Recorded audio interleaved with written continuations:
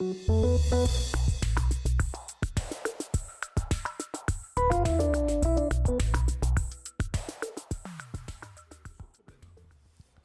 c'est vrai que dès que les animaux consomment de l'herbe, ils vont acquérir des parasites.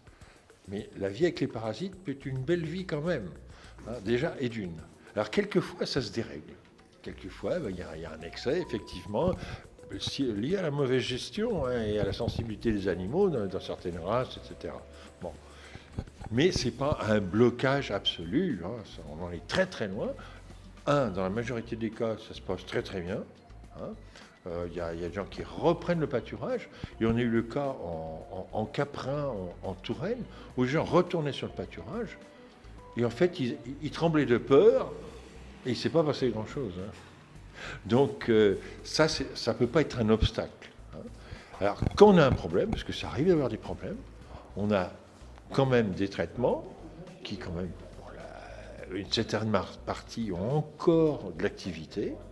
Donc, on peut faire le pompier quand on a un problème, et puis quand on a un problème, il faut essayer de le gérer un peu plus largement. C'est-à-dire, ok, on prend des traitements, mais ensuite, on va faire autre chose. On va essayer de gérer et ces lots d'animaux, parce qu'il y a des animaux plus sensibles, les jeunes, des animaux plus résistants, les plus âgés, et on va jouer un petit peu là-dessus. On peut aussi décontaminer les endroits contaminés par l'utilisation, le foin, la fabrication de foin, d'ensilage, d'enrubanné.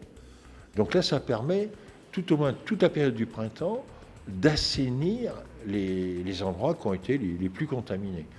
Il y a les regains en septembre, donc on a quand même tout un ensemble de solutions avec les pâturages qui existent, avec la sortie et l'utilisation de ces nouveaux pâturages qui sont propres, les affecter aux animaux jeunes qui, eux, ont plus de mal à résister. Voilà.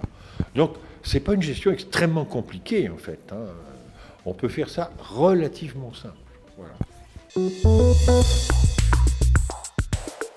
Alors ça soulève pas mal d'espoir. Je pense qu'il ne faut pas trop compter sur les plantes à tanins comme traitement telmatique qu'on donne en granules, etc. Ça, je pense que ce n'est pas ça vraiment l'avenir.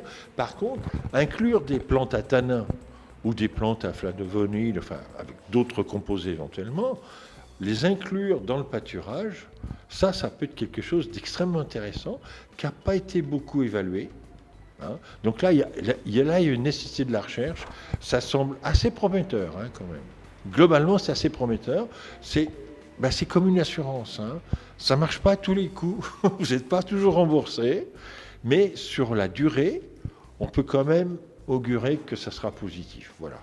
Je pense que c'est ça que l'on peut dire sur ces plantes à tanins ou à autres composés, puisqu'il y a d'autres choses qui sont possibles. Voilà.